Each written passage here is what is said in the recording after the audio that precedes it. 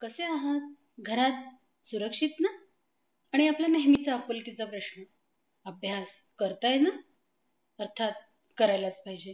विद्यार्थिनींनो, आजच्या म्हणजे 2020 आणि 21 या शैक्षणिक वर्षामध्ये आपल्याला ऑनलाईन शिक्षण घ्यायचं आहे. त्याच्यामुळे तुम्हाला जेही मी काही शिकवेल ते तुम्ही फुल कॉन्सन्ट्रेशनने लक्षपूर्वक ऐकायचं आहे आणि प्रत्येकच अध्याय हा जो आहे सांगितल्याप्रमाणे सूचनांचं पालन करायचं आहे. आता आपण 8वीच्या माय इंग्लिश बुक 8 याच्यामध्ये आपण पहिलं युनिट अभ्यासलेलं आहे. पहिलं युनिट कोणतं? तुम्हाला मी हे पण सांगितलेलं होतं बघा. कंपल्सरी इंग्लिशमध्ये लर्निंग आउटकम स्टँडर्ड 8 हे जे आहे तुम्ही वाचलं असेल आणि त्याप्रमाणे ज्या ऍक्टिव्हिटीज आहेत त्या मी तुम्हाला सांगणारच आहे. त्या तशा तुम्ही त्या सोडवायच्या आहे. त्याच्यानंतर मी तुम्हाला हेही सांगितलं होतं, हे कंटेंटमध्ये 4 युनिट आहे. 4ही युनिटची सुरुवात कवितेने झालेली आहे आणि आपण पहिली कविता मागच्या व्हिडिओमध्ये अभ्यासलेली आहे. त्याच्यानंतर हा इंट्रोडक्टरी ऍक्टिव्हिटीज जे आहेत फुल फॉर्म आणि कॉन्ट्रॅक्ट फॉर्म हे तुम्ही अभ्यासलेले आहेत, वहीमध्ये सोडवलेले असणारच आहे.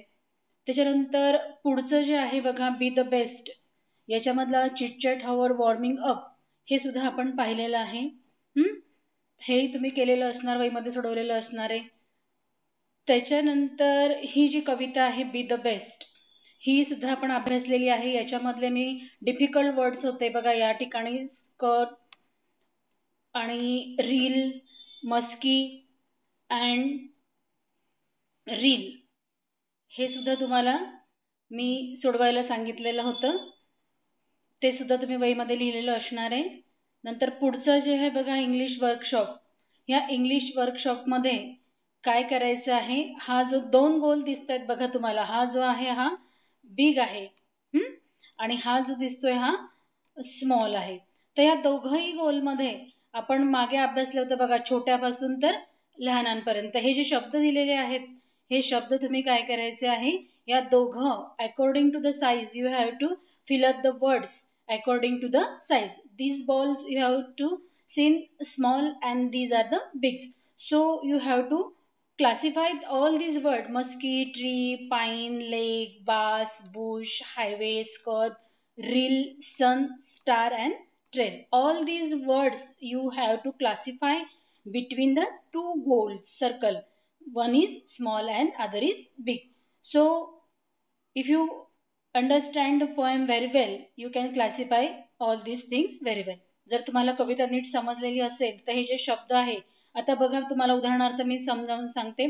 आपण मस्की हा जो बघितला होता म्हणजे हा समुद्रामधला मोठा मासा, म्हणजे हा शब्द तुम्ही कुठे लिहाल, या गोलमध्ये लिहाल. का? कारण हा गोल बिग आहे, म्हणून जो साईजने मोठा असतो तो या गोलमध्ये आपण लिहिणार आहोत. आता इथे मस्की पण येईल.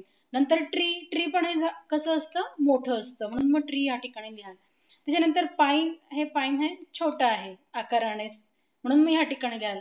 लेक हे पण या ठिकाणी येईल. तर समजलंय, हे बाकीचं उर्वरित तुम्ही दोन यामध्ये भरायचंय. पुढचं जे बघा दिसतंय, from a group of 4 read each stanza in the poem turn by turn.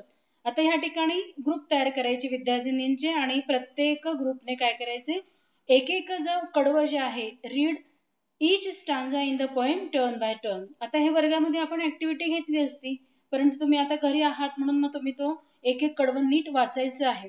आणि pair of rhyming words, rhyming word तुम्ही 5वी 6वी 7वी मध्ये छान शिकलेला आहात. रायमिंग वर्ड्स म्हणजे काय, यमक जुळणारे शब्द. यमक जे शेवटचं अक्षर. आता तुम्हाला कवितेतून मी एक सांगते बघा, साधारणपणे बघा ही कविता तुम्हाला दिसते. या कवितेमध्ये आहे का, हिल आले बघा, इथे यमक जुळणारे शब्द आहे. हिल, रील, ग्रास, बास, क्रीव, क्रीवला आलेला नाहीये, लेझर, नियर. अशा प्रकारे यमक जुळणारे जे शब्द आहेत तुम्ही ते याच्यामध्ये हे जे दुसरं जे आहे त्याच्यामध्ये तुम्ही ते लिहायचंय. उदाहरणार्थ बघा, इथे यमक जुळणाऱ्या पेअर आपण कोणती बघितली होती, R I double L, R I double L, R I double L rill आणि H I double L hill. त्याच्यानंतर या ठिकाणी रील आणि ट्रेल हे येणार नाहीये, यमक जुळणारे समजलंय. त्याच्यानंतर complete the following with appropriate words and phrases from the poem. या कवितेमध्ये ह्या ज्या बॉक्समध्ये दिलेले जे शब्द आहेत, first one is done for you, एक तुम्हाला करून दाखवलेलं त्यांनी. If you can't be a pine, be a scared. जर तुम्हाला पाईन नाही होता आलं, मोठं नाही होता आलं, तर त्याच्यापेक्षा छोटं जे काय आहे ते scared. If you can't be a tree, तर मग आपण काय म्हणजे जर मोठं झाड नाही होता आलं तर आपल्याला काय होत आलं पाहिजे, इथे बुश पण येईल, BUSH. अशा प्रकारे या पुढचे जे आहे, हे होता नाही आलं तर हे व्हायचंय, ते होता नाही आलं तर ते व्हायचंय, हे कवितेमध्ये आपण शिकलेलो आहोत, म्हणजे बी द बेस्ट. पुढचं जे आहे, write whether the following are true and false. If the sentence is false then what is the correct answer. This activity I have taken already in daily education. म्हणजे प्रत्येक वेळेस मी वर्गामध्ये शिकवताना फक्त ट्रू फॉल्स लिहायला नाही सांगत बेटा. प्रत्येक वेळेस मी काय सांगते, जर ते विधान चुकीचं असेल तर मग तिथे बरोबर काय आहे, अशा प्रकारे जर तुम्ही ऍक्टिव्हिटी जर सोडवली ना, तर तुम्हाला नक्कीच प्रश्नांची उत्तर पाठ करायची गरज पडणार नाही. आता इथे फक्त ट्रू फॉल्स लिहू नका. जर तुम्हाला खरंच मनापासून अभ्यास करायचा असेल ना, तर तुम्ही जर समजा ते चुकीचं असेल तर बरोबर काय आहे ते पण लिहा इथे. बघा मी तुम्हाला एक करून दाखवते हा. All must be the captain of the team. आता प्रत्येक, all must be the captain of the team. Team मध्ये म्हणजे आपली जी टीम असते त्या टीम मध्ये प्रत्येक कॅप्टन असतो का, अर्थात याचं काय येईल, फॉल्स. नो. जे प्रत्येक वर्गामध्ये प्रत्येक जण मॉनिटर असतं का, नाही, एकच मॉनिटर असते की नाही. मग या ठिकाणी टीम मध्ये प्रत्येक जण कॅप्टन असतो का, नसतो. यांनी म्हटलंय all must be the captain of the team. प्रत्येक टीम मध्ये सगळेच कॅप्टन असतात, म्हणून मग हे काय आहे, विधान चुकीचं आहे. म्हणून आपण या ठिकाणी लिहिलं फॉल्स. मग याचं उत्तर काय आहे, ओनली वन. एकच असतो, एक किंवा एकापेक्षा जास्त, दोन असतात फक्त. म्हणून हे विधान कसं आहे, चुकीचं आहे. आणि मग उत्तर काय आहे, नो, ओनली वन. ऑल मी, आता तुम्ही उत्तर जर समजा पूर्ण वाक्यात जर लिहिणार असाल त्याचं कसं लिहाल, all must not be the captain of the team. सगळेच जण टीम मध्ये कॅप्टन असतात असं नाही. A bit of grass can make the highway happier. Of course yes. म्हणजे हे जे छोटंसं जे ग्रास आहे, ते ग्रास जे आहे ते हायवेला कसं करतं, आनंदी करतं. म्हणजे आपण रस्त्याने प्रवास करत असताना आपल्याला गाडीमधून ट्रेनमधून दिसतं, आपण बाहेर पाहतो डोकावून, तर जे हिरवं हिरवं जे गवत असतं ते संपूर्ण आपल्याला कशासारखं भासतं, गालिच्यासारखं भासतं. म्हणून हे विधान कसं आहे, ट्रू आहे. तर मग इथे आपल्याला काय जे उत्तर आहे ते बरोबर असल्यामुळे पुढे लिहायची गरज नाही. तर अशा प्रकारे तुम्ही ही 5वी जी आहे ती ऍक्टिव्हिटी करायची आहे. म्हणजे हा जो इंग्लिश वर्कशॉप आहे तो सुद्धा तुम्ही तुमच्या वहीमध्ये सोडवायचा आहे. पुढचा जो प्रश्न आहे, हा हे बघा, हे अतिशय महत्वाचं आहे बरं. म्हणजे साधारणपणे 2017 या शैक्षणिक वर्षापासून SSC बोर्डने ऍप्रिसिएशन ऑफ द पोएम हे अत्यंत महत्वाचं आहे. म्हणजे तुम्हाला कवितेचं पूर्ण अंगाने आपण अभ्यास करतो. Appreciation, what do you mean by appreciation? Appreciation means the detail study of the poem. Appreciate, आपल्याला ती कविता का आवडली, तिचे कवी चांगले आहेत म्हणून आवडली, तिच्यातलं कंटेंट चांगलं आहे म्हणून आवडली, तिच्यामध्ये काय मेसेज आपल्यापर्यंत आलेला आहे, त्याच्यामध्ये रायमिंग स्कीम कशी आहे, या सगळ्यांचा अभ्यास हा ऍप्रिसिएशन ऑफ द पोएम मध्ये करावा लागतो. म्हणून मग हे जे 7 महत्वाचे जे मुद्दे आहेत, हे 7ही महत्वाचे मुद्दे तुमचे जर व्यवस्थित लिहिले तुम्ही तर तुम्हाला त्याचे मार्क्स पैकीच्या पैकी मिळतील. साधारणपणे बोर्डाच्या परीक्षेमध्ये हा जो प्रश्न असतो तो 4 किंवा 8 मार्काला कंपल्सरी असतोच. ऍप्रिसिएशन ऑफ द पोएम किती मार्कांना असतो, 8 मार्कांना. मग आता हा ऍप्रिसिएशन मध्ये हे 7 मुद्दे तुम्हाला कंपल्सरी तयार करायचेच आहेत. आता बघा मी तुम्हाला तयार करून दाखवते ऍप्रिसिएशन ऑफ द पोएम. आपण बघा मराठीमध्ये संदर्भासह स्पष्टीकरण करा असं असतं की नाही, त्याचप्रमाणे हा इंग्रजीमध्ये नव्यानेच अभ्यासाला असलेला हा जो प्रश्न आहे 2017 पासून 9वी 10वी साठी आहे, पण आपण 8वी पासूनच आता अभ्यास करणार आहोत. म्हणून मग तुम्हाला हे पुस्तकामध्ये दिलंय appreciation of the poem with the help of the points. परीक्षेमध्ये आता आतापर्यंत बोर्डाच्या परीक्षेमध्ये पॉइंट्स दिलेले असतात. SSC बोर्डमध्ये पॉइंट्स म्हणजे हे अशाच प्रकारे असतात, तुम्हाला ते लिहायचे असतात. The title of the poem. Title of the poem म्हणजे कवितेचं नाव काय आहे. अर्थात आपण अभ्यासली आहे. बघा कवितेचे नाव काय आहे, बी द बेस्ट. मग इथे काय लिहाल, बी द, इथे पोएम म्हणून सिंगल इन्व्हर्टेड कॉमा मध्ये काय लिहाल, बी द बेस्ट. हे काय आहे, title. The poem is written by, मी तुम्हाला मागे शिकवताना म्हटलं जो कविता लिहितो त्याला काय म्हणतात, पोएट. आता इथे पोएम इज रिटन बाय, कविता कोणी लिहिलेली आहे, बघा बरं खाली दिलेलं असतं बघा. म्हणून तुम्हाला परीक्षेमध्ये हे जे नाव आहे हे पाठच करायचं आहे, डग्लस मोलॅड. मग इथे काय लिहाल, या ठिकाणी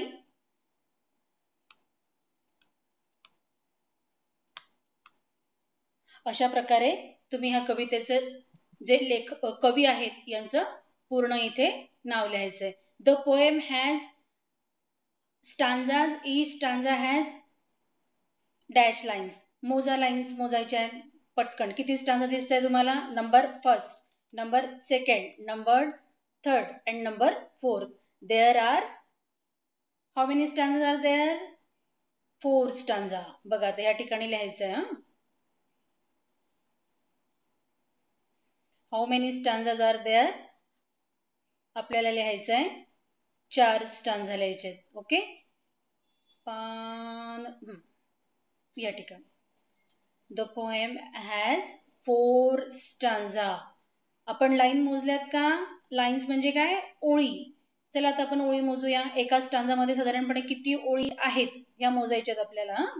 चला, ही नंबर 1 2 3 4 5. एका स्टांजा मध्ये 5 लाईन्स, 1 2 3 4. दुसऱ्या स्टांजा मध्ये 4 लाईन्स. पहिल्याच्या मध्ये किती आल्या, 5. आता तिसरा स्टांजा 1 2 3 4, याच्यामध्ये 4, 1 2 3 4.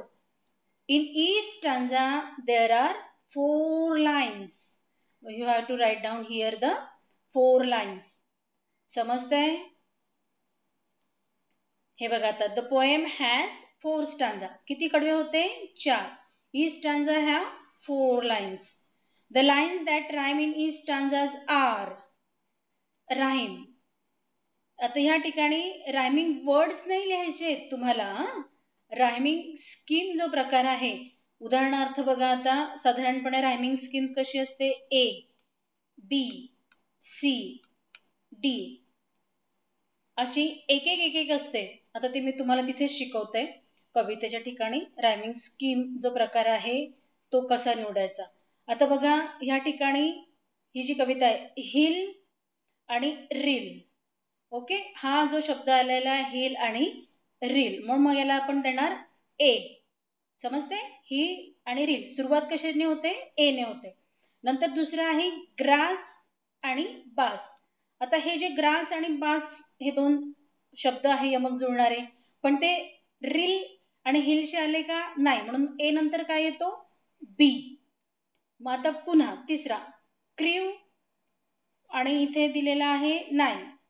मग हिअर नियर हा वेगळाच आहे, या दोघांपेक्षा पण तिसरा हा वेगळाच आहे, म्हणून याला हिअर अँड नियर हा आहे सी.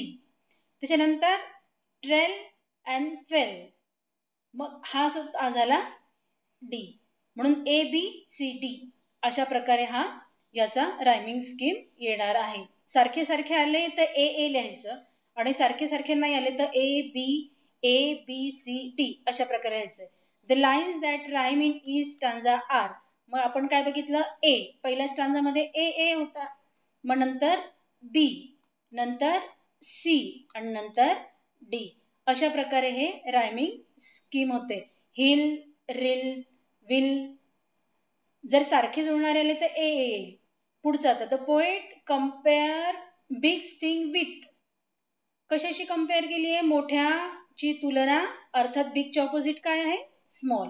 म्हणून मग याच्यामध्ये काय येईल, the poet compare big thing with a small and tiny. तुम्ही म्हणता ना अतिशय सूक्ष्म अशांशी केलेली आहे. Dash is repeated expression in the poem. आता कोणतं रिपीट झालंय सारखं सारखं, बघा कवितेमध्ये रिपीट म्हणजे सारखे सारखे येणं. तर सारखी कोणती ओळ आलेली आहे या ठिकाणी? Be the best, be the best. Okay, हे बघा इथे प्रत्येक in each stanza the last line end with the be the best. Be be आलेला आहे. इथे बी द बेस्ट, इथे बी बी, या ठिकाणी सुद्धा be the best. So you have to write down here be is repeated expression in the poem. The word be, be हा काय झालेला आहे? रिपीट झालाय. The line dash I shall always remember is. आता प्रत्येकाची जी लक्षात राहणारी जी ओळ आहे ते आपल्याला कवीने जो आहे तो मेसेज दिलेला असतो. मी तुम्हाला मागे कविता शिकवली होती, तर त्याच्यातला मेसेज काय आहे? In every situation, in every day, in every circumstances you must do your work, be the best. So the lines I remember always be the best.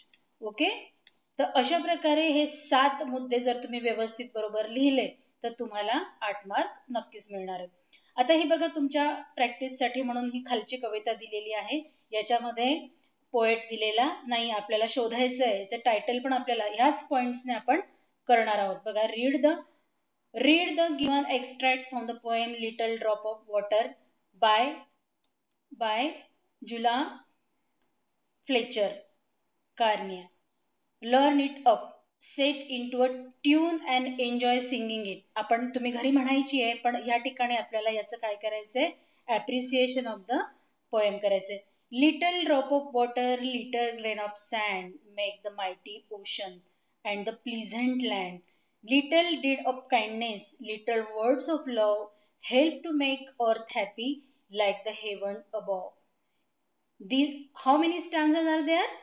1 and 2. How many lines are there? 1, 2, 3, 4. 1, 2, 3, 4. There are 2 stanzas in this poem and each stanza have 4 lines. So you have to appreciation of the poem, do it. आता आपल्याला हे 7 मुद्द्यांवर appreciation करायचंय. पहिला आपण काय म्हटलं होतं? पहिला मुद्दा काय आहे? पोएम. अर्थात पोएमचे काय? Little drop of water. मग इथे पोएम काय आहे? पोएमचं नाव काय आहे? Little drops of water. ठीक आहे, मग ही काय झाली? पोएम झाली. त्याच्यानंतर दुसरा मुद्दा काय आहे? Poem is written by. Here you have to find out the answer. The poem is written by. इथे मग आपण काय घेणार? पोएट. दुसरा मुद्दा काय आहे? पहिला काय झालं? पोएम. दुसरा काय झालं? पोएट. पोएट कोण आहे मग? आता तुम्हाला पूर्ण नाव नसेल लिहायचं, J.F. कार्ने असं लिहिलं तरी पण चालणार आहे. ठीक आहे, पण पोएट हे स्पेलिंग बरोबर बघून व्यवस्थित लिहायचं, चुकायचं नाही. तिसरा मुद्दा काय? The poem has dash stanza and each stanza have. मग इथे तिसरा मुद्दा काय? How many stanzas are there? 1, 2. म्हणून काय? Poem have 2 stanza. कडवं. Stanza means काय? कडवं. आणि प्रत्येक कडव्यामध्ये किती ओळी आहे?